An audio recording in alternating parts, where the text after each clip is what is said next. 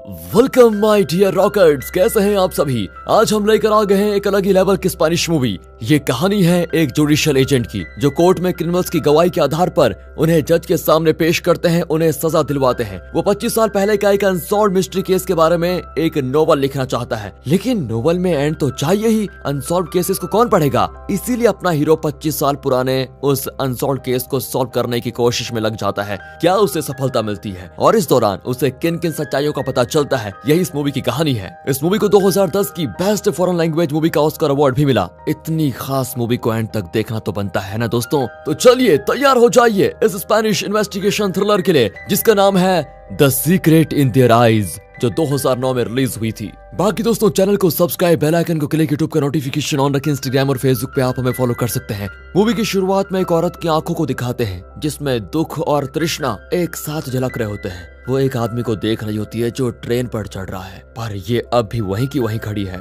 दुख भरी आंखों से उसे देखती रहती है। वो आदमी विंडो सीट पर बैठता है और ट्रेन चलने लगती है। तब वो औरत भाग कर आती है और विंडो ग्लास पर अपना हाथ रखती है। आदमी भी इस तरफ से अपना हाथ रखता है और तब ट्रेन फास्ट हो जाती है और इस तरह ये दोनों बिछड़ जाते हैं। ये एक कहानी है जो एक आदमी लिख रहा है। राइटर का नाम है बेंजामिन। फिलहाल ये एक नोवेल लिख रहा है। दरअसल ये इस कहानी का क्लाइमैक्स था। अब लिखने के बाद वो डिसाइड करता है कि शुरुआत में ही कहानी का क्लाइमैक्स बता दूंगा तो अच्छा नहीं रहेगा। ये सोचकर वो उसे काट कर कहानी के स्टार्टिंग सीन को लिखने लगता है। उस सीन में रिकार्डो नाम का एक आदमी अपनी वाइफ लिलियाना की खूबसूरती को निहार रहा होता है। सुबह की सूरज की रोशनी लिलियाना पर पड़ती है तो उसका चेहरा चमकने लगता है। दोनों मिलकर ब्रेकफास्ट करते हैं। रिकार्डो नहीं जानता कि ये लिलियाना के साथ उसका आखिरी ब्रेकफास्ट है। रिकार्डो अपनी पत्नी से बेहद प्यार करता है और उसके चेहरे पर एक स्माइल देखने के लिए वो कुछ भी कर सकता है। अरे यार, ये कुछ ज्यादा ही रोमांटिक नहीं लिख दिया मैंने। ये सोचकर बेंजामिन उस पेपर को बॉल बनाकर फेंक देता है। बेंजामिन एक इन्वेस्टिगेशन थ्रिलर लिख रहा है तो जरा कड़क शुरुआत तो होनी चाहिए।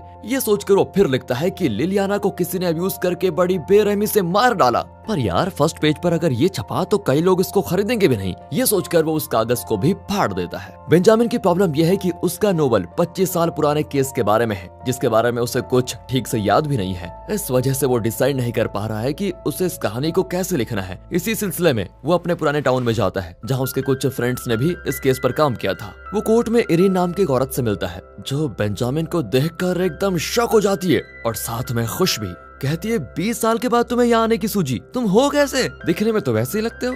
बेंजामिन भी कह देता है कि हाँ, मैं तो वैसा ही हूँ, लेकिन इन 20 सालों में तुम्हारी खूबसूरती सच में कई गुना ज्यादा बढ़ गई है। इस तरह दोनों आपस में मजाक करने लगते हैं। दरअसल 20 साल पहले दोनों एक साथ कोर्ट में काम किया करते थे। इनके बीच में प्यार भी था पर दोनों ने उसका इजहार नहीं किया। इरीन पूछती है, बताओ यार, अचानक मेरी याद कैसे आ गई? बेंजामिन उसे अपना नोवेल दिखाता है जिसके कुछ पन्ने उसने लिख रखे थे। इरीन हैरान रह जाती है कि 25 साल पुराने इस केस को लेकर बेंजामिन नोवेल लिख रहा है। वो कहती है कि यार, सबसे पहले तो तुम अपनी हैंड राइटिंग इंप्रूव करो, अभी कुछ समझ में नहीं आ रहा। ये कहकर वो बेंजामिन को एक टाइपराइटर निकाल कर देती है जो बेंजामिन 20 साल पहले यूज किया करता था। उसे देखकर बेंजामिन बड़ा खुश होता है और कहता है कि हाँ, मुझे अभी भी याद है, इसका लेटर ए ठीक से काम नहीं करता। इरीन कहती है कि अरे वो तो ठीक कर दिया था हमने, अब एक काम करो, तुम इसी में अपना नोवेल टाइप करो। अच्छा, टाइप तो मैं कर लूंगा, लेकिन मेरी समझ में नहीं आता कि लिखना कहाँ से शुरू करूँ। इरीन पूछती है, तुम्हें इस केस का कौन सा पार्ट अच्छे से याद है? बेंजामिन कहता है कि मुझे तो केस की शुरुआत वही याद है। अरे शुरुआत याद है तो फिर शुरुआत से ही शुरू करो, तभी उस केस के बारे में तुम्हें क्लैरिटी मिलेगी। बेंजामिन भी वैसा ही करता है और अब सीन शिफ्ट होता है 25 साल पहले।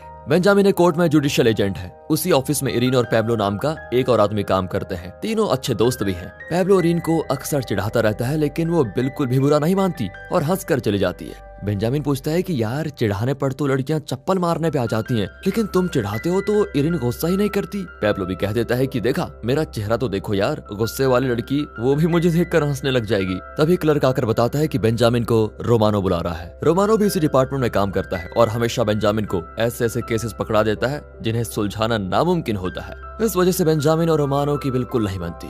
इस बार तो बेंजामिन साफ मना कर देता है, लेकिन तब इनका हेड जो कि एक जज है वो आकर कहता है कि इस केस को तुम ले लो बेंजामिन, और फिर और कोई रास्ता न पाकर बेंजामिन उस केस को ले ही लेता है। वो कत्ल का केस है जिसमें लिलियाना नाम की एक लड़की को बेरहमी से अब्यूज करके कत्ल कर दिया गया था। बेंजामिन पूछताछ शुरू करता है। तो पता चलता है कि पास के कंस्ट्रक्शन साइट पर कुछ लोग गायब हैं। शायद उन्हीं लोगों ने ये क्राइम किया होगा। पर बेंजामिन को उन वर्कर्स पर शक नहीं होता, लेकिन फिर भी वो इन बातों को नोट कर लेता है। फिर वो उस बैंक में जाता है जहां लिलियाना का पति रिकार्डो काम करता है। वो रिकार्डो को लिलियाना की मौत की खबर देते हैं। वो एकदम शॉक हो जाता है। वो लिलियाना से बहुत प्यार करता था और अब वो एकदम टूट चुका है। बेंजामिन पूछता है, क्या तुम्हें किसी पर शक है? लेकिन रिकार्डो सदमे में होता है और किसी सवाल का जवाब देने की हालत में नहीं होता। पर बेंजामिन तो कातिल का पता लगाने की ठान लेता है। और अब प्रेजेंट में दिखाते हैं कि बेंजामिन यहाँ तक उस पुराने टाइपराइटर में टाइप कर चुका है, लेकिन अब भी उसका यह लेटर ठीक से काम नहीं करता। बेंजामिन को सारे एज को पेन से लिखना पड़ता है। अब वापस आ जाइए पास्ट में। बेंजामिन इस केस में बहुत बिजी होता है, लेकिन बीच बीच में वो इरिन से थोड़ा रोमांटिक डायलॉग्स भी यूज करता है। इरिन भी बेंजामिन को पसंद करने लग जाती है, लेकिन दोनों एक दूसरे को लव प्रपोज नहीं करते। इसी बीच जज आकर पूछता है कि उस केस का इन्वेस्टिगेशन कैसे चल रहा है, काम कर भी रहे हो या फिर नहीं? बेंजामिन कहता है कि सर मैं कर रहा हूँ, जल्दी कातिल का पता चल जाएगा। तभी रोमैनो अंदर आता है और वो हमेशा बेंजामिन को नीचा दिखाने की कोशिश करने लग जाता है। वो कहता है कि सर मैंने वो केस सॉल्व भी कर दिया है। जज चौंक कर पूछता है कि तो जल्दी बताओ कातिल कौन है? रोमानो कहता है कि कंस्ट्रक्शन साइट के वर्कर्स जो गायब हुए थे उन्हीं पर हमें शक था और मैंने उन्हें ढूंढ लिया है। उन लोगों ने यहाँ तक कि कन्फेस भी कर दिया है कि अब्यूज और कत्ल उन्हीं लोगों ने किया था। पर बेंजामिन इस बात को नहीं मानता। वो कहता है कि कंस्ट्रक्शन वर्कर्स अगर लिलियाना के घर में घुसते तो दरवाजा या खिड़की तोड़कर घुसते, लेकिन लिलियाना के घर में ऐसा कुछ नहीं हुआ था। मतलब कातिल लिलियाना का कोई पहचानने वाला ही था जिसे उसने घर में खुद ही अलाउ किया। उस आदमी ने फिर अनएक्सपेक्टेडली लिलियाना को अब्यूज करके उसका कत्ल कर दिया। फिर वो लॉकअप में उन कंस्ट्रक्शन वर्कर्स को देखने जाता है। तब पता चलता है कि पुलिस ने इन्हें मार मार कर बुरा हाल कर दिया था और जबरदस्ती इनसे स्टेटमेंट्स ले लिया कि यही लोग कातिल हैं। अब बेंजामिन गुस्से में जाकर रोमैनो से भिड़ जाता है कि तुमने इनोसेंट वर्कर्स को टॉर्चर करके झूठ बुलवाया और अपने फायदे के लिए केस को बंद भी कर दिया। मैं उस कातिल का पता लगा कर रहूंगा, देखना तुम अब, और तुम्हारा क्या हाल करता हूँ ये भी देखना। बेंजामिन को अब इस केस में पैब्लो की मदद चाहिए, लेकिन पैब्लो एक नंबर का शराबी है और काम के बाद बार में ही पड़ा रहता है। बेंजामिन जाकर उसको डांट लगाकर उसे घर छोड़ देता है। पर पैब्लो की वाइफ कहती है कि भैया ये आदमी रोज पीकर घर आता है, आज तो मैं इसे घर में नहीं आने दूंगी, आप कहीं रास्ते में इसको फेंक दो और चले जाइए। इसकी बातें भले रूड लगे पर बात तो ये ठीक कह रही है। क्या ख्याल है दोस्तों आपका, कमेंट में बताइए। बेंजामिन उसे और गुस्सा नहीं दिलाना चाहता और पैब्लो को अपने घर लेकर आ जाता है। फिर बेंजामिन रिकार्डो से मिलता है और उसका वेडिंग एल्बम मांगता है। उसमें एक एक करके हर फोटो को बड़ी ध्यान से देखता है। रिकार्डो पूछता है, क्या वो कंस्ट्रक्शन वर्कर्स वही कातिल हैं क्या? बेंजामिन कहता है कि नहीं, वो कातिल नहीं है। कातिल जरूर कोई जान पहचान वाला है जिसे लिलियाना अच्छी तरह जानती थी। सर अगर वो पकड़ा गया तो क्या उसे सजा मिलेगी? बेंजामिन बताता है कि उसे फांसी नहीं होगी बल्कि लाइफ इम्प्रिजनमेंट मिलेगा। रिकार्डो कहता है मैं भी यही चाहता हूँ। अब ये सुनकर बेंजामिन चौंक जाता है कि कातिल ने तुम्हारी वाइफ को बेरहमी से अब्यूज करके मार डाला, क्या तुम ये नहीं चाहते कि वो कातिल मर जाए? रिकार्डो कहता है कि सर फांसी लगेगी तो एक पल में उसकी जान निकल जाएगी, वो रियलाइज भी नहीं करेगा कि उसने कितना घिनौना क्राइम किया है। उम्र कैद में एक छोटे से सेल में वो दिन रात बैठा रहेगा तो उसके दिमाग में बार बार उसकी गलतियां आती रहेंगी और वो सोच सोच के पछताएगा। वही असली सजा होगी सर। तभी बेंजामिन नोटिस करता है कि हर ग्रुप फोटो में एक आदमी है जो कैमरे को देखने के बजाय लिलियाना को देख रहा है। अगर बेंजामिन का ये इन्वेस्टिगेशन माइंड आपको पसंद आया तो वीडियो को लाइक कीजिए दोस्तों। रिकार्डो इस आदमी को नहीं जानता, लेकिन वो बताता है कि लिलियाना ने एल्बम में इन सबके नाम लिख रखे हैं, शायद उससे कुछ पता चल जाए। और फिर उससे पता चल जाता है कि उस आदमी का नाम गोमेज है। इससे पहले कि बेंजामिन गोमेज का पता लगाता, रिकार्डो उसका नंबर ढूंढकर उसके घर पे कॉल करता है। गोमेज की माँ फोन उठाती है तो रिकार्डो कहता है कि मुझे गोमेज से बात करनी है। उसकी माँ कहती है कि बेटा वो तो दूसरी सिटी में है, वहाँ काम करने के लिए गया हुआ है, उसे कई दिन भी हो गए हैं। वो मोन्टोविडो में किसी कंस्ट्रक्शन कंपनी के लिए काम करता है। वैसे तुम कौन हो बेटा? मैं भी उसे काम देना चाहता हूँ। वैसे क्या वो लिलियाना नाम की किसी लड़की को जानता था? गोमेज की माँ कहती है कि लिलियाना को तो मैं अच्छे से जानती हूँ, वो भी हमारे टाउन की लड़की है, बहुत ही अच्छी लड़की है बेटा। गोमेज को वो बहुत पसंद भी थी। पर बेटा तुम लिलियाना को कैसे जानते हो? वो इसीलिए क्योंकि गोमेज को लिलियाना ने ही रिकमेंड किया था। अच्छी बात है बेटा, अगर वो कॉल करेगा तो मैं बता दूंगी।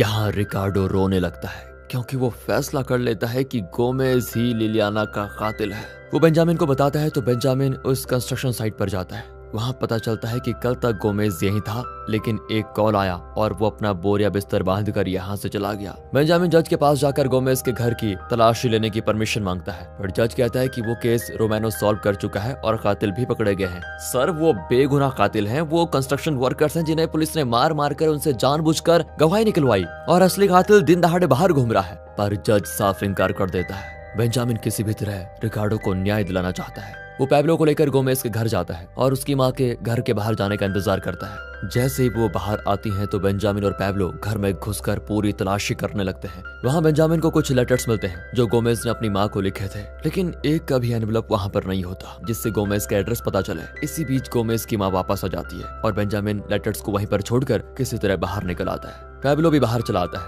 पैब्लो पूछता है कि तुम उन लेटर्स को वहीं छोड़कर क्यों आ गए। बेंजामिन कहता है कि अगर लेटर्स वहाँ नहीं होते तो उसकी माँ को शक हो जाता कि कोई घर में घुसा है। पैब्लो उसको डांटता है कि अबे अपना प्लान मुझे क्यों नहीं बताया, ये देख मैं उन लेटर्स को उठा लाया।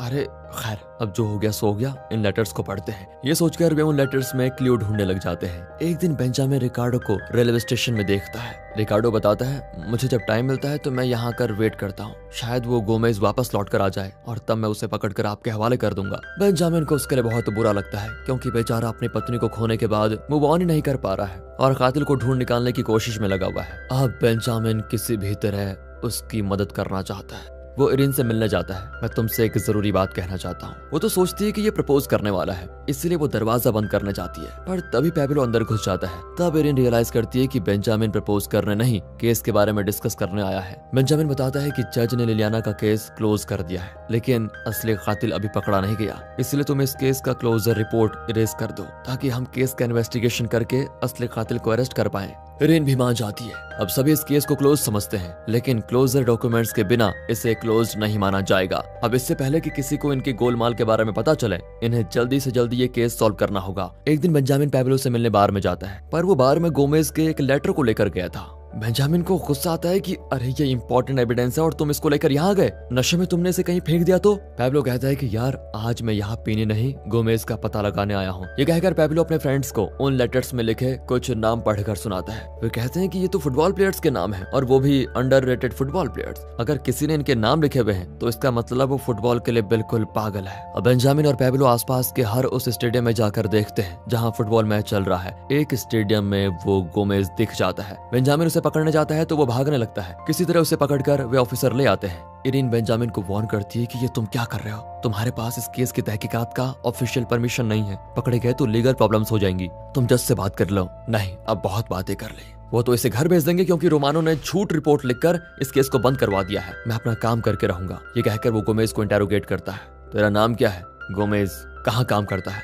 अरे सर, बेकार में मुझे क्यों पकड़ के रखा हुआ है? जो पूछा जाता है उसी का जवाब दो, समझे? सर, मैं कंस्ट्रक्शन साइट में काम करता हूँ। लेकिन तुम अचानक वहां से गायब क्यों हो गए थे? तुम्हारी माँ ने तुम्हें कॉल किया था। सर, आप न जाने ये क्या सब कुछ पूछ रहे हैं। क्या तुम लिलियाना को जानते हो? और ये सुनकर उसके चेहरे का एक्सप्रेशन ही बदल जाता है। हाँ, बचपन से हम दोनों फ्रेंड्स थे। वैसे आप उसके बारे में क्यों पूछ रहे हैं? लिलियाना को किसी ने अब्यूज करके मार डाला और हमें तुम पर शक है। सर, मैंने तो कई सालों से उसको देखा तक नहीं। अच्छा बच्चों, फिर हमें देखकर भागे क्यों थे? अरे आप लोग अचानक क्यों मुझे पकड़ने आ गए तो मैं भागने लगा, और बिना एविडेंस के आप मुझ पर इल्जाम नहीं लगा सकते।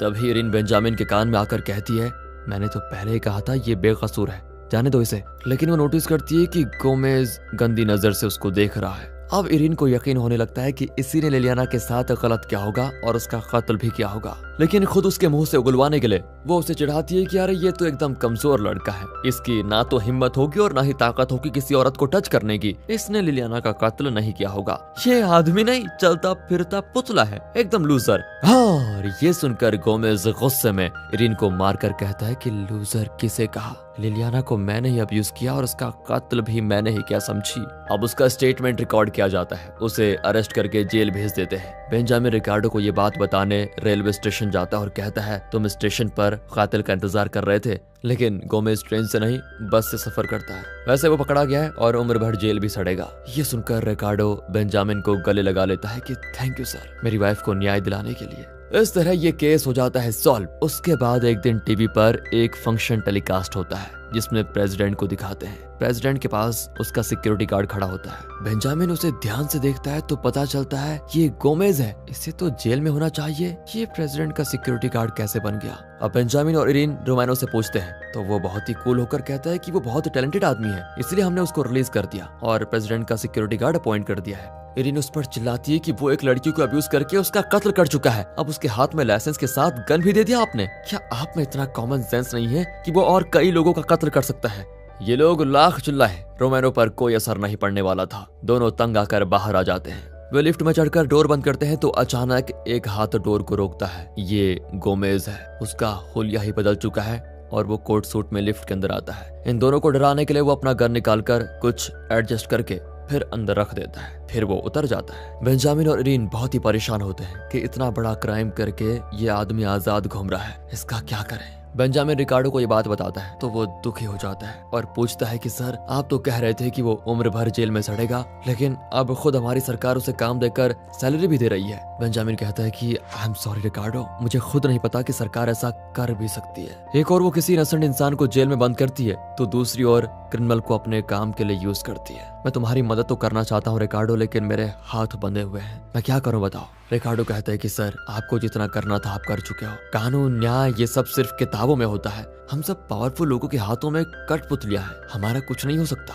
रिकार्डो बहुत परेशान होकर वहां से चला जाता है। इसी बीच बेंजामिन और इरीन, जो एक दूसरे को पसंद करते थे लेकिन बोल नहीं पाए, वो एक साथ अपनी लाइफ बिताने के बारे में सोचने लगते हैं। इस बारे में बात करने के लिए वे शाम को मिलने का फैसला करते हैं, लेकिन तभी बेंजामिन को बाहर से कॉल आता है क्योंकि शराब पीकर किसी से लड़ पड़ा था। बेंजामिन वहां जाकर पैब्लो को संभाल लेता है और कहता है कि तेरी बीवी तुझे घर के अंदर आने तो देगी नहीं, आज तो मेरे घर चल। ये कहकर वो पैब्लो को अपने घर लेकर जाता है। पैब्लो को अपने घर में छोड़कर बेंजामिन उसकी वाइफ से बात करने जाता है। वो किसी तरह उसे समझा बुझाकर अपने घर ले आता है, पर जब वे आते हैं तो किसी ने पैब्लो को शूट कर दिया था और पैब्लो मर चुका था। पैब्लो की वाइफ बहुत रोती है। तब बेंजामिन देखता है कि उसका एक फोटो उल्टा कर दिया गया। बेंजामिन को लगता है कि शायद कोई मुझे मारने आया था और मेरे बदले बेड पर लेटे हुए पैब्लो को शूट करके चला गया। अब बेंजामिन की जान को खतरा है, इसलिए उसे ये शहर छोड़कर जाना पड़ेगा। शाम को बेंजामिन और इरीन अपने दिल की बात शेयर करने वाले थे, लेकिन उनके पास अब उसका टाइम नहीं होता क्योंकि बेंजामिन को तुरंत निकलना होगा।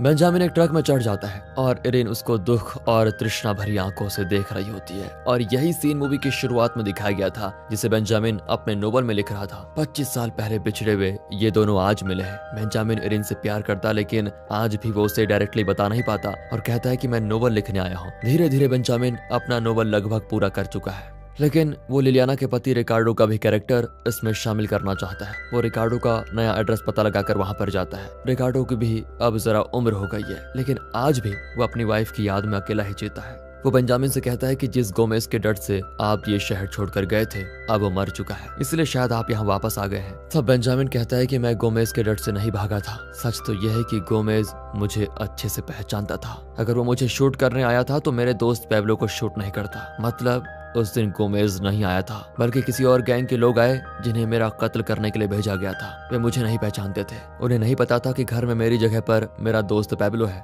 लेकिन पैब्लो जान गया कि वे मुझे मारने आए हैं। वो मुझे बचाना चाहता था और उसने अपनी जान दे दी। कातिलों को शक ना हो, इसलिए पैब्लो ने टेबल पर रखी हुई मेरी फोटो नीचे की तरफ कर दी। वो लोग पैब्लो को ही बेंजामिन समझ बैठे और उसे शूट करके चले गए। और रही बात गोमेज की, मुझे तो बताया गया है कि वो लापता है, लेकिन तुम कहते हो कि वो मर गया। रिकार्डो कहता है कि हाँ, मैंने उसे किडनैप करके शूट कर दिया क्योंकि मुझे आप लोगों के कानून और न्याय पर विश्वास नहीं है। मैंने अपने हाथों से उस कातिल को सजा दे दी। इससे आगे मैं कुछ याद नहीं करना चाहता। आप प्लीज यहाँ से चले जाइए। ये सुनकर बेंजामिन शॉक हो जाता है और वहाँ से वापस आ रहा होता है। तभी उसे रिकार्डो की वो बात याद आती है जो उसने 20 साल पहले बेंजामिन को बताई थी। क्रिमिनल की जान एक पल में निकल जाए तो वो सजा कैसे हो सकती है। उसे उम्र भर अपनी गलती को सोच सोच कर तड़पना चाहिए, वही असली सजा होगी। जो आदमी अपनी वाइफ के कातिल को तड़पा तड़पा कर मारना चाहता था, वो उसे शूट करके एकाएक उसकी जान कैसे ले सकता है। बेंजामिन गाड़ी मोड़कर वापस रिकार्डो के घर जाता है और उसे चुपके से देखने लगता है। रिकार्डो एक प्लेट में खाना लेकर घर के बेसमेंट जैसी जगह पर जाता है। बेंजामिन भी वहां जाता है तो देखता है रिकार्डो ने यहाँ एक जेल बनाकर गोमेज को बंद करके रखा हुआ है। इन 20 सालों में रिकार्डो रोज गोमेज को खाना देने आता था, लेकिन आज तक रिकार्डो ने गोमेज से एक भी शब्द नहीं बोला था।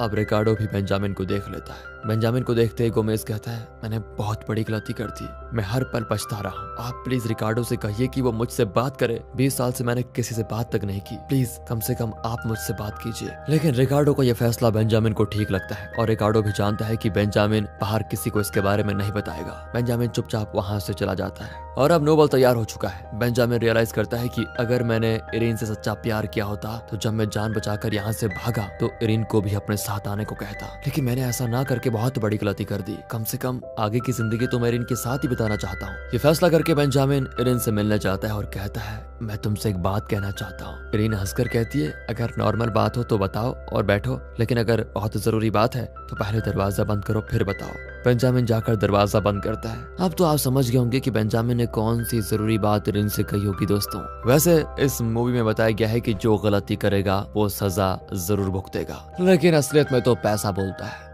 बड़े से बड़ा क्रिमिनल पैसों के बल बच जाता है। खैर, अगर ये वीडियो अच्छी लगी हो तो लाइक कीजिए, चैनल को सब्सक्राइब। मिलते हैं अगली वीडियो में, तब तक के लिए गुड बाय, ख्याल रखिए अपना, and finally thanks for watching.